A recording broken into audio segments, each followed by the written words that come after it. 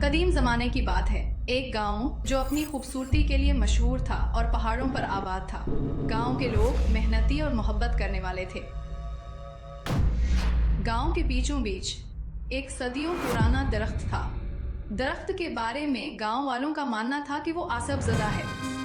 گاؤں کے لوگ اس درخت کے قریب جانے سے ڈرتے تھے، کیونکہ مشہور تھا کہ جو کوئی بھی درخت کی شاخوں کو کاٹنے کی کوشش کرے گا، اسے درخت کا عصب اپنی لپیٹ میں لے لے گا۔ گاؤں میں ایک نوجوان لڑکا وسیم ان کہانیوں پر بالکل یقین نہیں کرتا تھا۔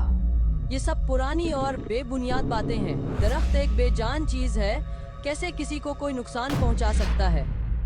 وسیم ایک خود غرض تھا، ہمیشہ اپنے فائدے کے بارے میں سوچتا تھا۔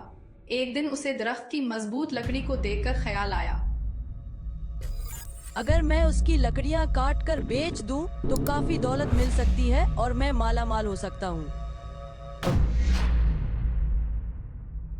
بیٹا، اس درخت کو ہاتھ نہ لگانا۔ یہ قدرت کی ایک نعمت ہے اور یہاں رہنے والی مخلوقات کا گھر ہے۔ اس کے ساتھ چھیڑ چھاڑ نہ کرو۔ لیکن وسیم نے ان کی باتوں کو نہیں سنا۔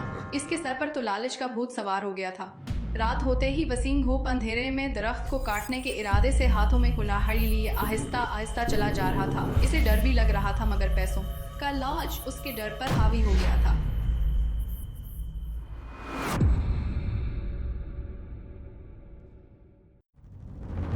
اس نے کولہاڑی سے پہلی ضرب لگائی، درخت کے اندر سے ایک گہری چیخ نکلی، لیکن وسیم نہیں رکا۔ پیسوں کے لالچ میں وہ مسلسل لکڑی کاٹتا رہا۔ اچانک ہی ماحول خوفناک ہو گیا۔ درخت کی شاخوں سے ایک سایہ نکلا جو انسانی شکل میں تبدیل ہو گیا۔ وہ سایہ وسیم کی طرف بڑھا اور گرجتی ہوئی آواز میں بولا، تم نے میرے گھر کو برباد کرنے کی ہمت کیسے کی؟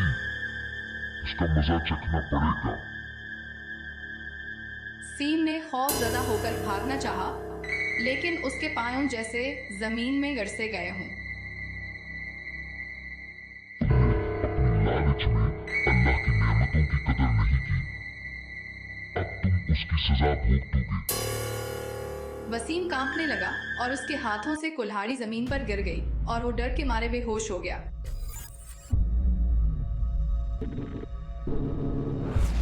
اگلی صبح گاؤں کے لوگ وسیم کی تلاش میں ڈرتے ڈرتے درخت کے پاس پہنچے تو دیکھا کہ وسیم بے ہوش زمین پر پڑا تھا۔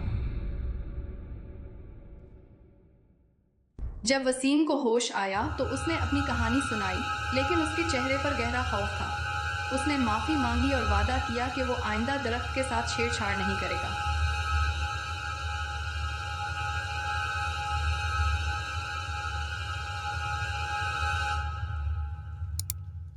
ایک کہانی ہمیں سکھاتی ہے